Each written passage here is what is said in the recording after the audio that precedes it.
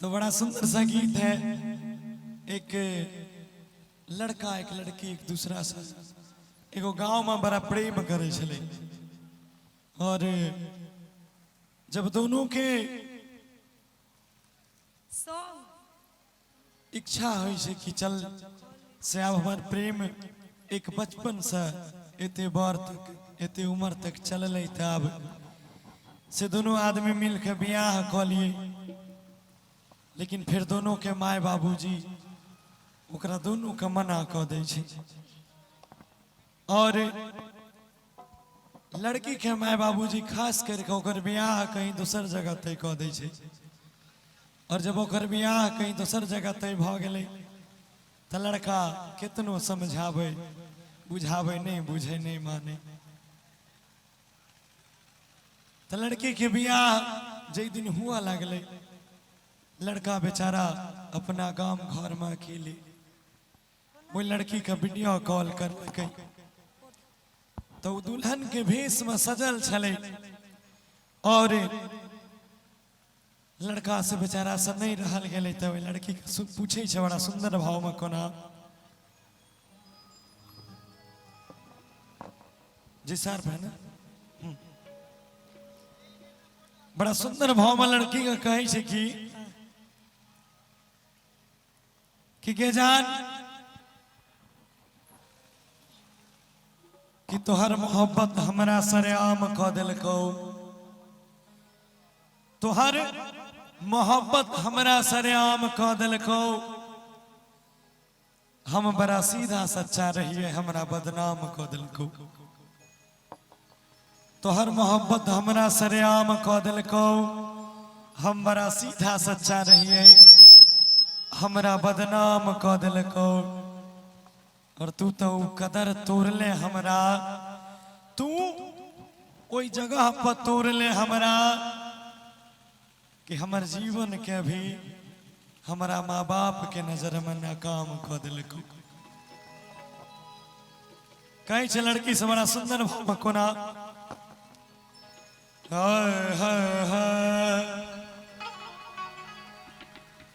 कि है के कराले अरे चुरिया आगे पहनाई छे गे रानिया हे गे पहनाई छे गे रानिया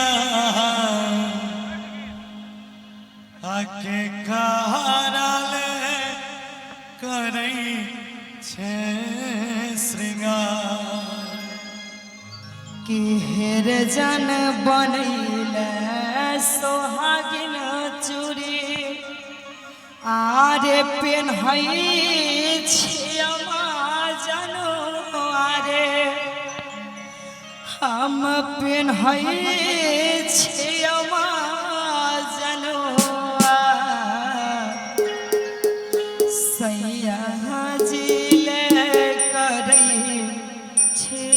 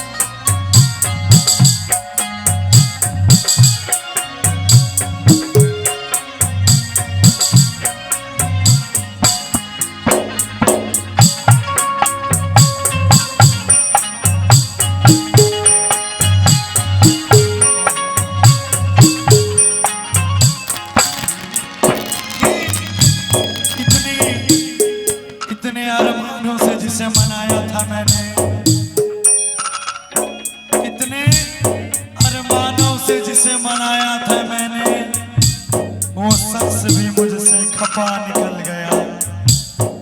इतने अरमानों से जिसे मनाया था मैंने, वो शख्स भी मुझसे खपा निकल गया।